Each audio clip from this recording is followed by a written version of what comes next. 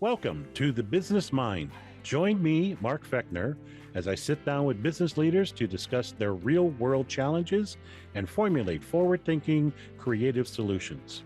We focus on real people with real issues, and we tackle those issues in real time. I don't have the answers. I help you find the answers within you. Sometimes all that is needed is just a slight change in perception. The Business Mind Show starts now. Good morning, everyone. I am Mark Fechner. Welcome to The Business Mind here on TransformationTalkRadio.com, the show that features our guest pursuit of excellence through the act and process of one-on-one coaching. If you would like to be part of our conversation, I would welcome your questions and comments. Just go to the TransformationTalkRadio.com website, and there's a little section where you can do that very thing. Or if you would prefer, go to our Facebook.com/Transformation Talk Radio live feed. You can add comments there. So I would love to hear what you have to say. So as we know, the last 2.5 years has been a huge personal and professional disruption in our lives due to the pandemic. And this is in no small part also true in the hiring practices of companies. There has always been an expectation of what companies expect of their new hires when they are searching for new talent.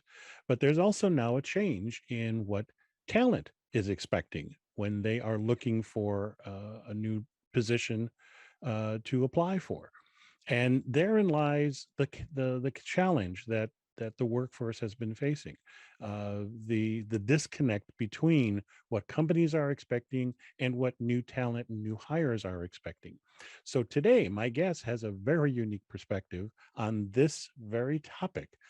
He has been a recruiter for the past 20 years for various different companies, recruiting engineering, HR, logistics, and sales personnel in those various different companies. He's also the owner and founder of Outreach Staffing LLC.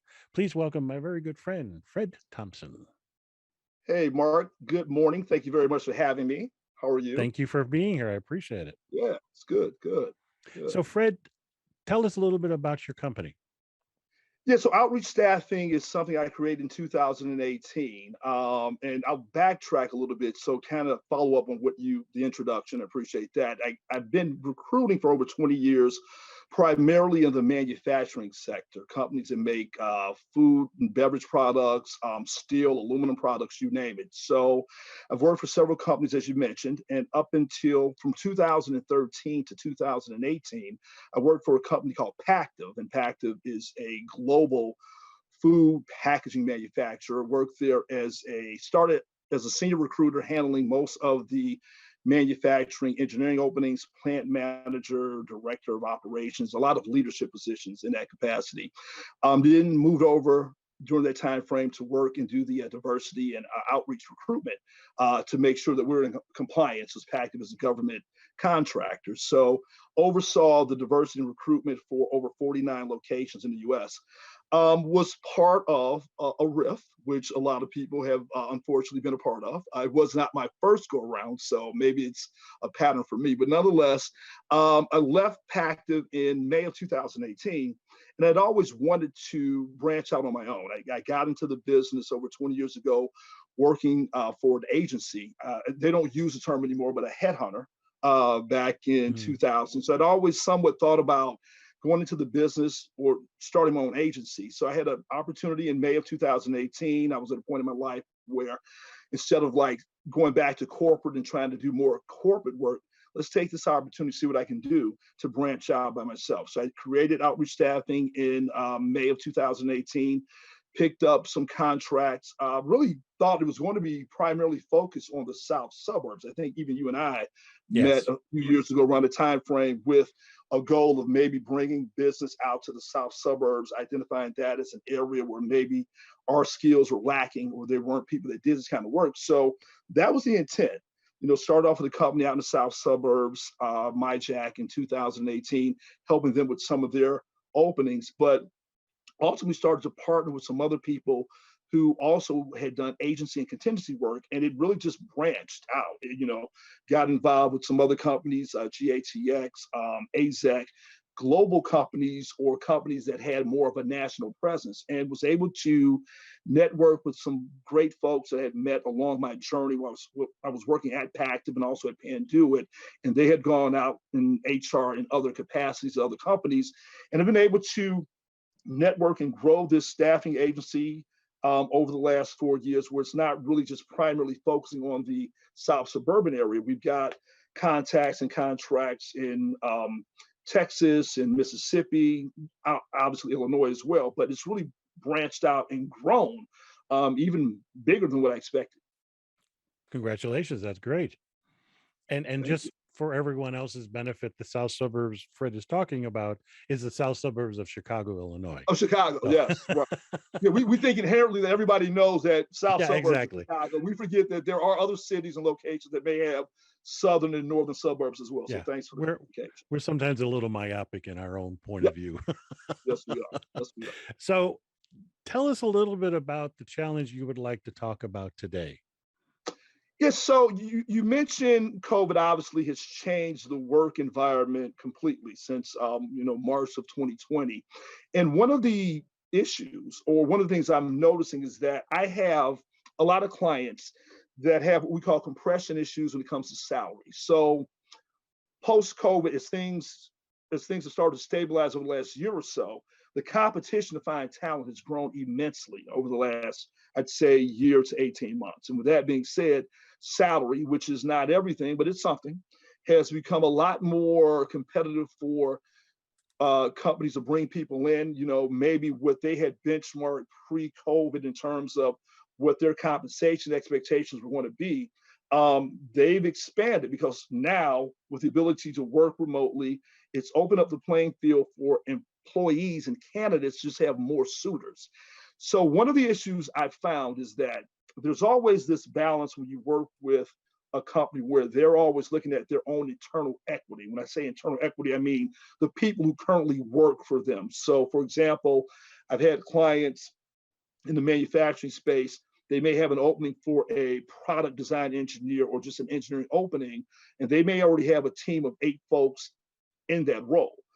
But of those 8 folks that are there, 6 of them have been there for 10 to 15 years. And as a rule of thumb, typically, the trade-off is when someone stays with an organization for an extended period of time, and now an extended period of time in 2022, maybe 5 years, where 10 Yeah. years ago was 10 to 15 years. But when you've got someone who's been on your team for a while, they've often traded the stability for salary increases, right? So typically, even in good times, a company is probably looking at like a 3 to 4% merit increase for their employees. So when you look at that and someone's been somewhere for 5 to 6, 7 years, they've gotten a solid merit increase, but it's not the same as maybe folks who have took a chance and maybe have made a couple of moves over the last couple of years.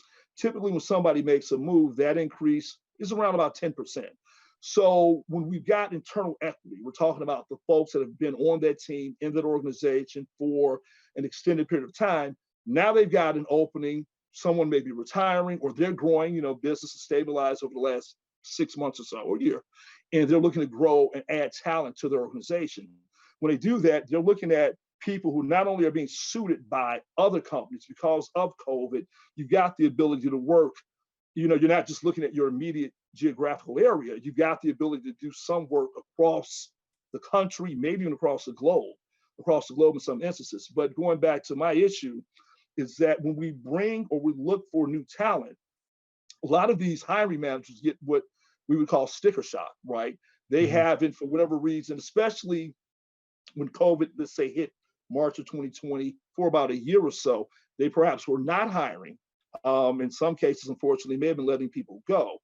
But now that the ball or the hammer is actually in the candidate's hand now, they're asking for salaries that perhaps we're not, when I say we as a company, we have not benchmarked correctly. So trying to convince hiring managers that, listen, number one, candidates now have so much access to salary information, be it Salary Wizards, salary.com. They're so much more prepared to negotiate compensation when they come into the interview process that they now can kind of have an idea of what their true market value is. So I think the issue for me is trying to convince managers that we have to be a little bit more aggressive, more assertive when it comes to compensation, and not just try to pigeonhole outside incoming talent against the internal equity they may have within their team or organization. So just so I understand, so the challenge that you're having is in the conversation with the hiring companies. Yes, my It it managers and yeah.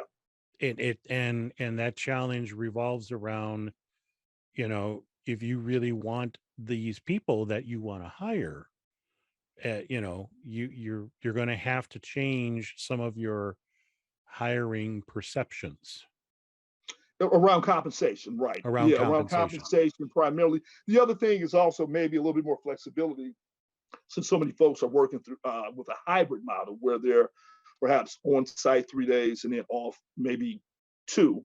But I think the thing right now is really that sticker shock, right? You're going to have to be a little bit more assertive when it comes to compensation. The other thing is not only does the external talent that you're trying to bring into the organization have access to comp, your team does as well. So it might be not just an issue of you bringing in or being more aggressive to bring in new talent. You could also be creating flight risk by not right sizing. What I mean by right sizing is going and doing an equity estimate with your own internal talent, because these folks are getting contacted by people like me, other recruiters. So everyone now has that salary information to kind of give them a little bit more leverage when it comes to salary negotiation. Okay. All right. This is going to be a good place to take a quick break. Sure. So for everyone else, you are listening to The Business Mind. I am Mark Fechner. Remember, would love to hear your comments on Facebook, on transformationtalkradio.com website, or on our Facebook live feed, facebook.com/Transformation Talk Radio. We're going to take a quick break here. And when we come back, we're going to go delve into how to help have a different conversation around the hiring practices. So stay tuned. We'll be right back.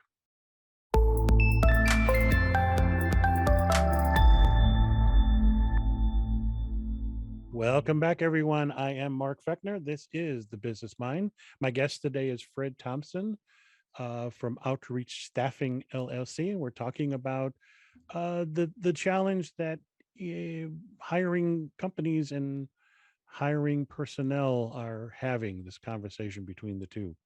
Um, Before I go on, Fred, how can people get a hold of you? Yeah, LinkedIn is probably I'm on it all the time, so that's probably the best way to reach out to me. Constantly responding and following folks there. I also outreach staffing. My email address is reachstaff312@gmail.com. That's a way to reach out to me as well. But those would be the two best ways. Within LinkedIn is probably the best methodology. So find Fred on LinkedIn and make a connection there. That's always the best way of doing it. Appreciate it. So let's talk a little bit about this challenge. So you mentioned before the break um, a couple of things. One is the compression issue, Yeah, that people have far more access to how to be competitive within yeah, the job market, and hmm also um, and so that kind of creates the sticker shock for hiring companies. yeah, What all of a sudden, well, wait a minute, what I thought was going to be $100,000 job is now $125,000, and we don't, the budget isn't quite there for that type of thing. hmm um but you also mentioned the internal difficulties, that people who work in these companies have access to the exact same information as people hmm who are hiring, right. or who want to be hired, I should say. hmm And so which one of those challenges would you like to talk about more? Which one is more I think important it's to you? Yeah, I think it's more the sticker shock that the Okay. hiring managers are somewhat surprised. Perhaps for whatever reason, as we mentioned about COVID, they may not have hired anyone over the last 2 years or so. Now that business has stabilized, they're growing. Perhaps they've had some retirements Hmm. within their team. So now when they say, well, hey, I hired Bill 10 years ago and he had 18 years worth of experience and we only paid him 85,000. Why am I looking at somebody now at almost 100?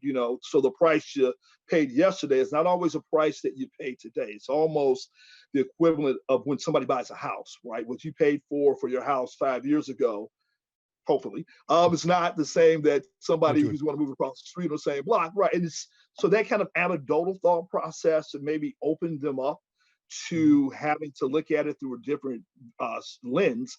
The other thing is just the level of competition that's out there now.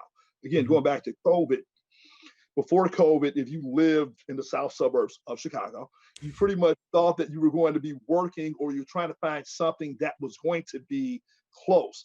I only want to go 45 or 50 minutes away at the most. Now, post COVID, I never thought about working in Naperville because I didn't want to go there 5 days a week. But now they're giving me an opportunity to maybe do it hybrid where I'm only going into the office 2 days a week, or they give me an opportunity where you may have a childcare situation where I'm able to drop my kids off and then get to work at a later date. So the playing field now for companies is so much wider than it was pre-COVID, Mhm. due again to the ability to work remotely or at least partially remotely. That's been an issue, but really the compensation has really shocked a lot of the hiring managers.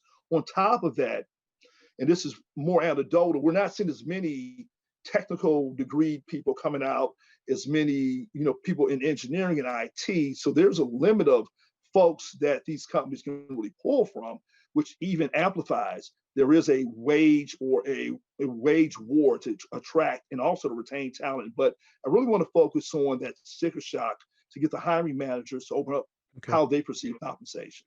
So when you're approaching a company, or they've actually, probably more accurately, they've hired you to say, hey, listen, we need to fill this position.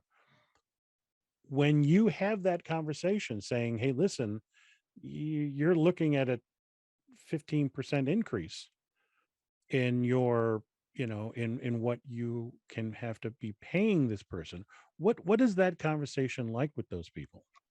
Yeah, so you always want to ask, first of all, what is the expected salary range for this role, right? And not to get too deep in terms of the inner workings of finance or salary compensation within the company. Typically, there's a pretty significant range. I'll just use numbers. It could be anywhere from 80 to, let's say, 120, but most companies want to stay at the midpoint of 3/8. So that's right around 90 or maybe 100K, with what they're looking to bring somebody in at. So you have those conversations, say, okay, well, what is the range for the role? But then you also want to ask, well, ideally, where are you comfortable bringing someone in at? Most companies don't want to bring someone in at the top of the range because they're limited in terms of how much of an increase they can get on an annual basis. So again, going back, just using a number like 120, if that's the absolute max, it's rare that they want to bring somebody in at like 115. Because if you do that, going back to traditionally, you're giving someone, even if they're a great employee, a 3 to 4% increase, they're up against that max pretty quickly within a year or two. So that's why one of the reasons they want to stay at the midpoint or slightly above is there. So you ask them, is there any flexibility within that range? Oftentimes you get, well, they have to be, and they use this term often, a rock star in order for me to go above and beyond that range. And I know, Mark, you're a rock star, but there are very few rock stars out here that, and I don't know who determines who a rock star is when it comes to somebody who's an engineer, very talented folks. So you want to kind of level set that expectation that most candidates are not going to have even 90% of everything you're looking for. There may be 80% with room for growth, because most people, if they've got everything that you're looking for, they're going to be kind of bored with the job, right? You Right. want them to be incentivized to come into a place, not just perform and be compensated, but also learn and grow as well. So Right. you're trying to leverage what their salary expectations are. And then you ask them, well, hey, what's the absolute max that we can go?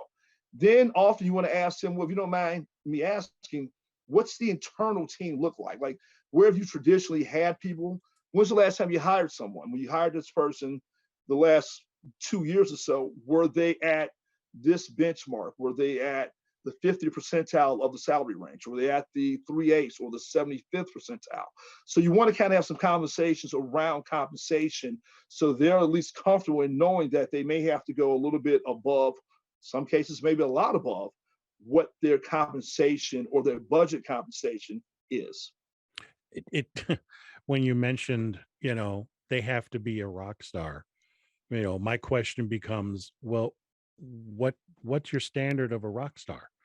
What are those rubrics, and what does that look like? Yeah, Because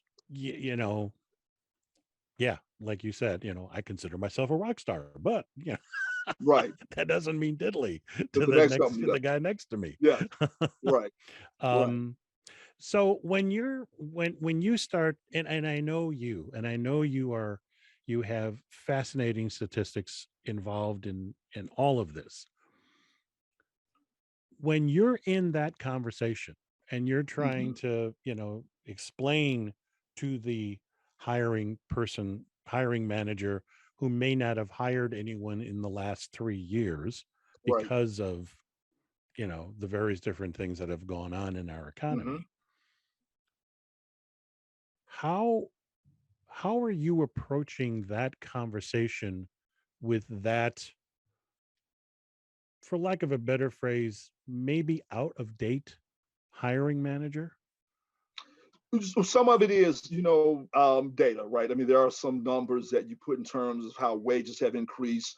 Also, the Great Resignation, how a lot of people are leaving because of wages.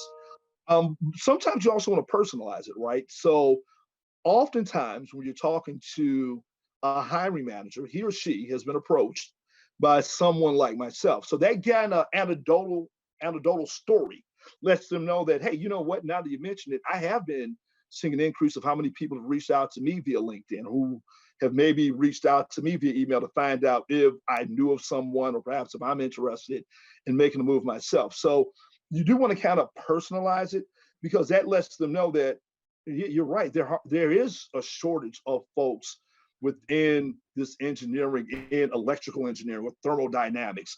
I am getting contacted by folks, so it gives you a little bit more credibility to let them know that how sparse the job market is in terms of attracting talent.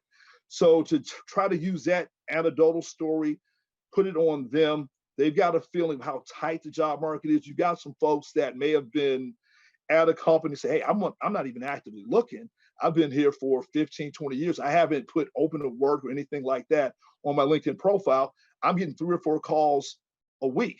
Well, if you're getting 3 or 4 calls a week and you're not actively looking, imagine what somebody who is Yeah. actively looking, how many calls they may be getting, like how many people are reaching out to them to give them an idea of just how competitive this job market is right now. Yeah. So when you're in that conversation with the hiring manager, and you're explaining to them the competitiveness, um w- how what is it, what can you be doing differently? And I like the idea. Let me backtrack here a little bit. I like the Yeah. idea of what you're saying about making a personal connection, because that, as we all know, that's really the Hmm. best way of Nothing approaching else. really anyone, is how you can Hmm. make that personal connection. So how do you go about uh, taking it out of the, oh my God, I got to hire someone, to that personal touch? That how do you go about doing that? I think one of the things, and now that you mentioned, I could do better, is also the return on investment. And when I say return on investment, a lot in engineering is about downtime, right? Like if you don't have someone in this capacity, what does that do for the morale within your own team? All right, there's one thing for someone to not be able to fill a position maybe for 30 to 60 days, but now if we want to not go 10K more, what does that do in terms of what we're not able to do from a business perspective? Hmm. The ability not to get product out, the ability that, or the inability to get a production line up because we've bartered so much about $5,000 to $10,000 and not bringing in the right talent to get to actually function. So that is something that perhaps I can do a better job of. Because again, I'm dealing with a lot of engineers. Not that they're Hmm. not the most exciting people to deal with, but numbers speak to them, right?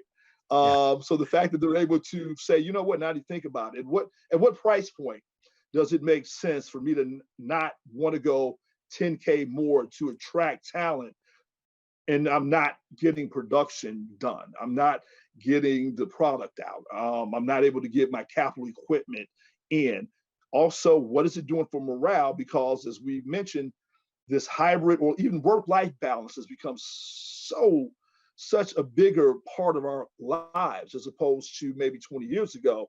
The fact that now my team is short one person and I'm frustrating two or three other folks because we're not able to get stuff done. So there's also the morale, the Hmm. ROI, or not being able to get business and production out.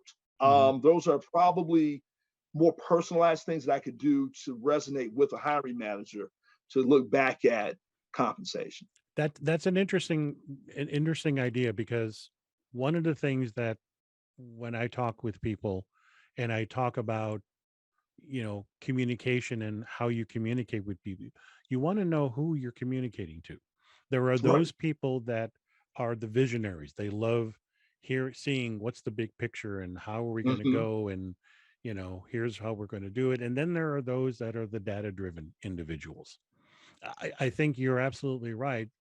uh, Engineers are going to be more data driven, just because of the nature of their work, and that's the way they think, Right. and that's the way they've Mm-hmm. been trained to think. Mm-hmm. um, what happens when you're not dealing with an engineer? How does that conversation then change for you? Well, with it's still it's somewhat the same. Let's say like in human resources, right? We don't just do when I say we outreach staffing people I partner with, engineers not our only focus, but when I'm dealing with people in finance Hmm. or dealing with perhaps a cost accountant who's still in a plan but working from a financial perspective, Right. there is still that sticker shock, right? And then the other thing, now that you mentioned it, there's also, as we become more of an individual in terms of workers, there's still those folks that really toe the company line, right? That they feel as if they're not working on the best or for the best of the company, which we're all doing to a point, but that $5,000 to $10,000 to them is still the company's money. Am I doing really the best for the company by bringing in someone who may put our internal equity off kilter? The pushback to them again is going back to, okay, well, you may have a struggle a little bit, or you may be pushing the envelope a bit from a compensation standpoint, but it still goes back to the work that's not being done. You talk to someone in HR who he or she may have three or four plants that they oversee, and each plant has a specific person in HR. If you don't have somebody in that plant, and morale really for HR is almost everything, right? If you don't have someone at that location from an HR perspective for employees to be able to go to, if they've got questions or go, if they've got issues, someone who's just got an ear to the ground as to what's happening Hmm. within a plant, that's a huge loss on ROI because you're not finding out, you're not getting a pulse of your organization because you don't have the HR folks in place. So again, with the HR people, it's probably a little bit more empathetic that if you don't have somebody in place. Whereas the engineers, yeah, it's empathetic because they don't want someone to quit because they're frustrated. They're probably going to respond a little bit more to the data. I can't get my product out. I may have Hmm. quality issues, safety issues, which is also part of HR. But in the HR capacity, just someone who can be that sounding board at a plant or within an office, that's very important to them. Right. So as you start going forward and you start, helping, because in essence you're in the position of wanting to help your clients Of course, to, right. you know to hire the people you need to hire. The Mm-hmm. other thing that sort of has come to my mind as well is that for companies, this can be a huge opportunity if, and I want to touch on this a little bit, in that they are not limited, like we talked about. If we live in Chicago, we live in the south side, and we, Fred has worked in the south suburbs of Chicago. Companies are not limited to who is within a 45-minute drive of their of Right. their of their plant Mm-hmm. or their offices. They have Right. the ability to now network and hire if they have the right tools in place Hmm. from across the country. Right. So how can you help them understand that it's not a limitation, it's actually an opportunity to expand where they can hire from?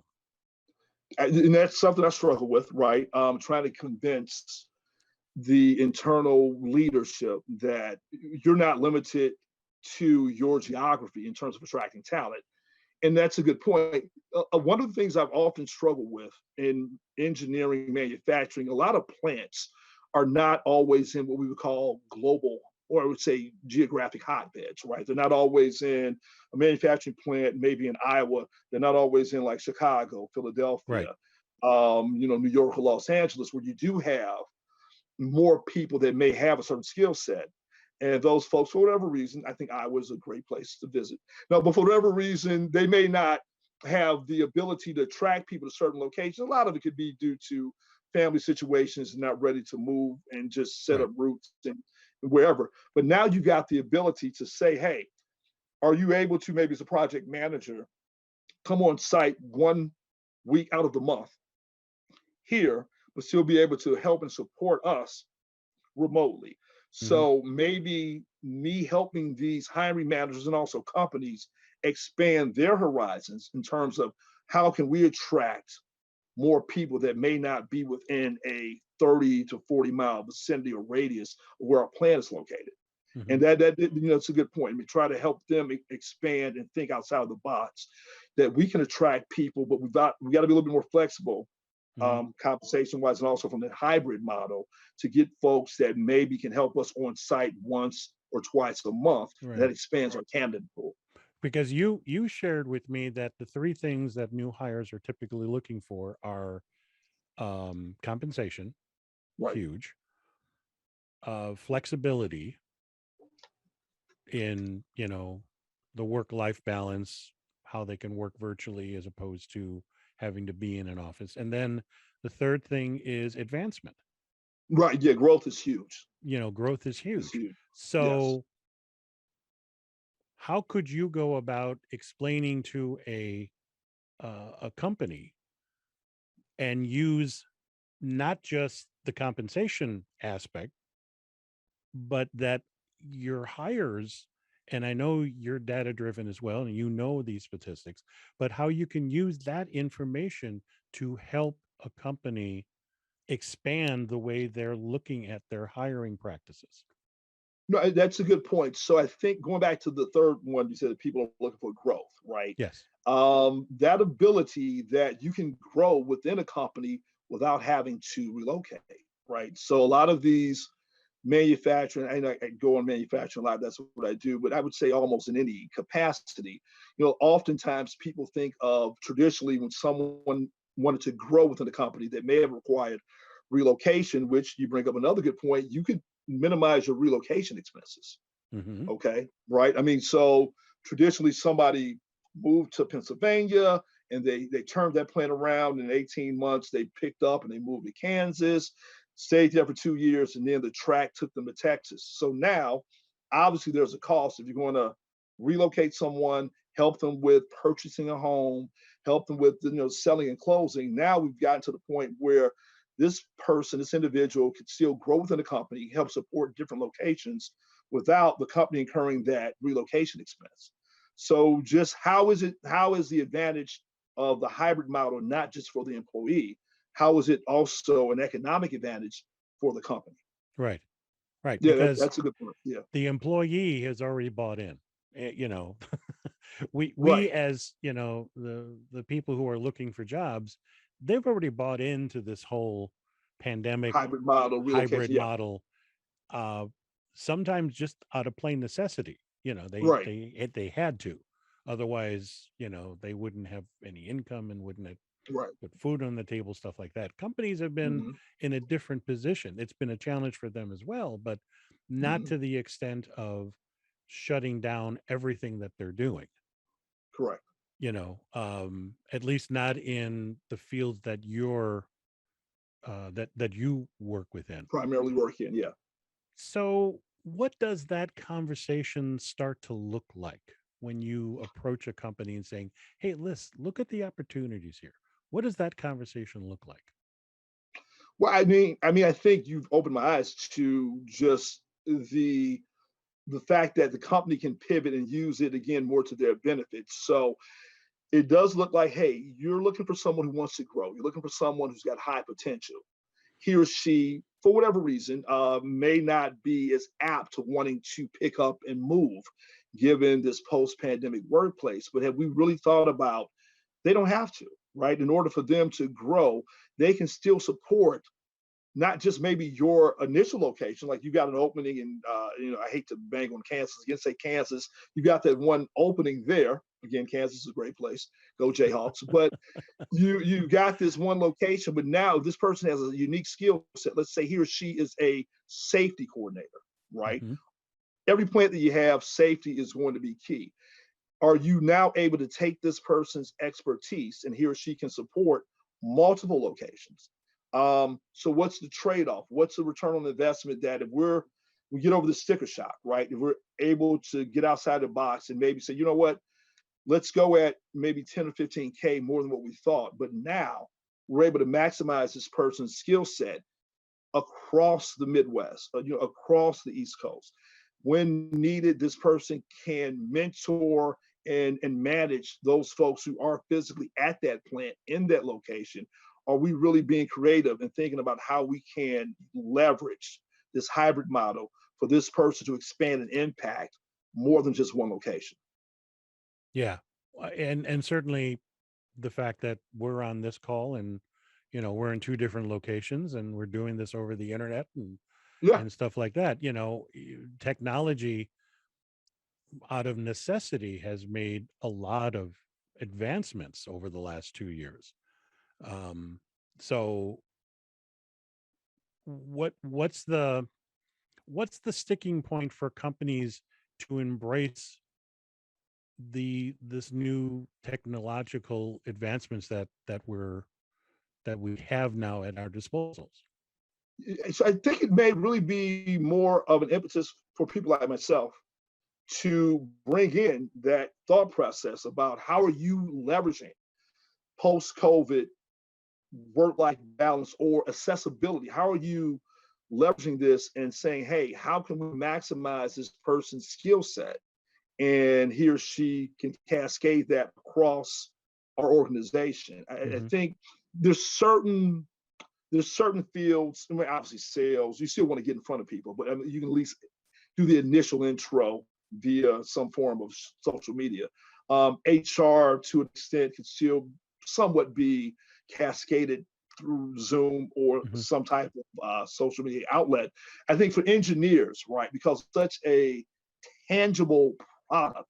They make things. They make this bottle. They want to see you in the plant. They want to see how it produces. They want to see the line go and everything. But as we get more into like project management, key performance indicators to say how are things happening, some of that work can be done remotely. So I think it's more for people like myself in recruitment and HR to get these engineers to think, hey, Bill, have you ever thought about what you could do better when you're at home at 11 o'clock at night? I'm sure you got some great idea about how we can improve a process.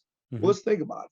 Would you be able to cascade that not just to your division, say, hey, I can't wait till I get back tomorrow. I'm going to talk about this. What if you're able to record some of your thoughts that evening, some of the safety things that I noticed that we should do that we can do better, cascade that information across or use a platform where you can cascade that to other plants, other offices. So trying to leverage when they come up with something, how can they use that? How can they use this model and impact not just one location, but perhaps a whole region? It could be globally, right? Yeah. How can you impact more people with this model?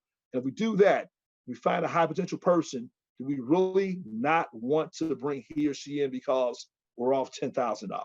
There's just think about the impact that this person could have, and we're bartering over 10K, where the the impact that he or she's going to have is so much more, So and kind of turn that company mindset. Yeah. it sounds like this is more of a conversation where you're talking about the impact that a potential hire has on a company and not just the liability that the company now has because, oh my God, we got to come up with X number of dollars for a salary.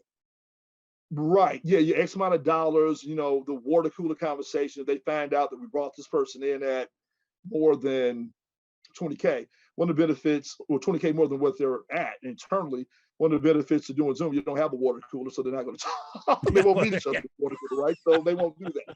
So that eliminates that issue. But no, but I think to your point, getting them to think about how it can be more impactful for the company, for Mm-hmm, a bottom line, and so you're still the manager that is managing the company's money correctly, right? mm-hmm, You're mm-hmm, not mm-hmm. just giving it out, you get a bonus, you get a bonus, you get a bonus. You're not doing that. You are still managing the company's money correctly, and you're using it, bringing in the right skill set, the right talent to impact the company, not maybe just at your location, but across the organization. Yeah. Okay, cool.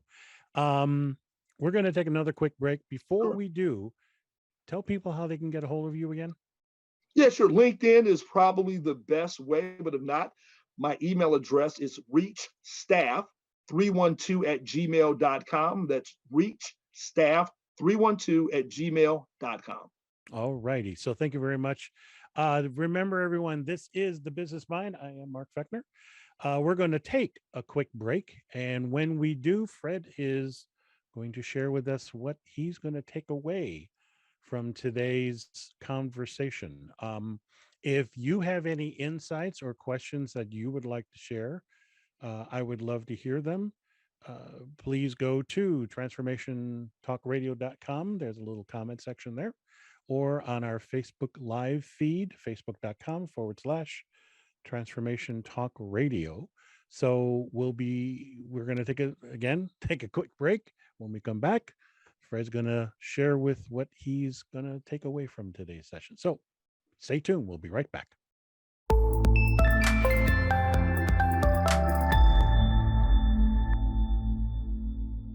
Welcome back, everyone. This is the Business Mind. I am Mark Fechner. So, Fred, what is it Yeah. that you're going to take away from today's session? Well, I think going into this, I was more focused on it from compensation, candidate experience, like how am I going to convince the company, the Mm-hmm, business, the hiring manager to think outside of the box and just be more assertive and more creative in terms of compensation, or how they can attract people and not have that sticker shock. I think the enlightenment that we've gotten to about the return on investment for the company, right? Like, what is the benefit? What is the sale for the company? And this ability to attract and grow talent and not just impact your specific location, be able to impact across the board, different locations. I think that's really been eye opening. Not to make it just so much data driven. Like originally, I'm going into it thinking, hey, statistics are showing that people are getting 10 to 15% increases every time they make a move, or that retention is helped by your ability to bring in newer talent and then right size your own internal equity. That's important, right? Those data points are still important, but to be able to use this post-COVID world to grow people, to impact folks across the organization, and still as the hiring manager or still as a company being responsible for the company's money. Because again, you're able to leverage bringing in someone at maybe 10% more than what you originally thought, but the impact that he or she can take or make throughout the organization, it's well worth it. So to be able to kind of spin it and have them think about how far reaching that expanded mindset can be, mm-hmm. that's been new to me. I had not thought about it from that concept. Cool. Good. I'm glad. I'm glad. Thank you, Mark. Any other thoughts that you want to share? Now, the other thing is really that it's very important for people to really know how to negotiate. I am always helping companies out, but I'm also so pro candidate. So if folks want to reach out to me about questions about compensation, I know diversity is a huge thing in terms of pay equity Hmm. within this country. The fact that now certain demographics historically were not equal in terms of pay, that you got access to this information.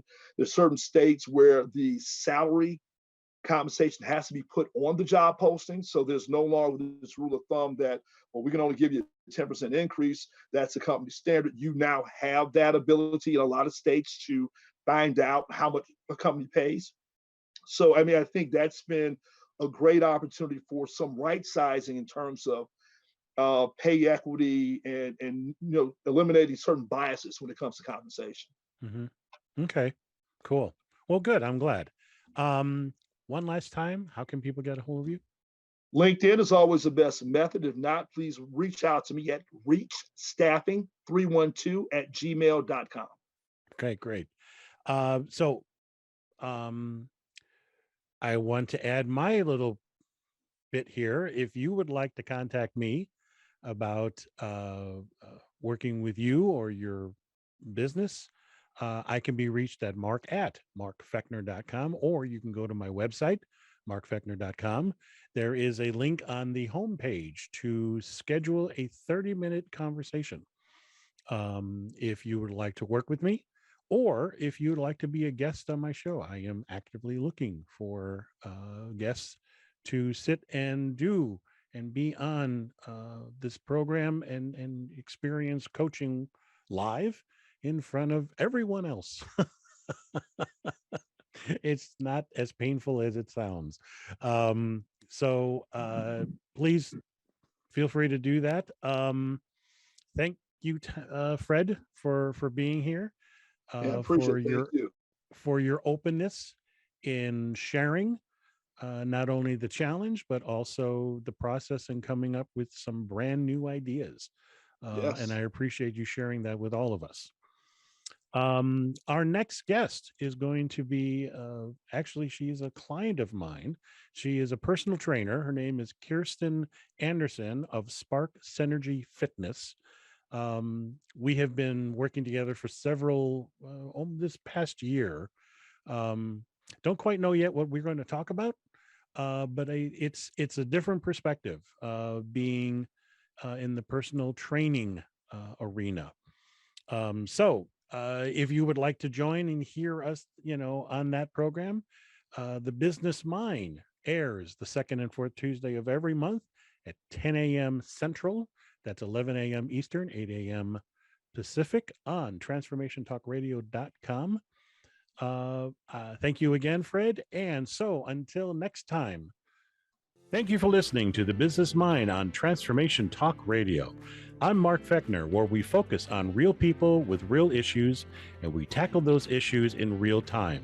I don't have the answers. I hope you find the answers within you.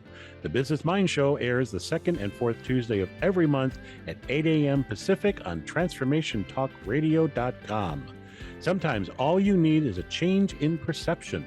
A certified coach will listen to your challenge, ask you intuitive, open-ended questions, help you find fresh perspectives, and then hold you accountable to reach your goals. Coaching is an investment in yourself that can create paths to greater success. To find out more about my coaching, go to markfechner.com.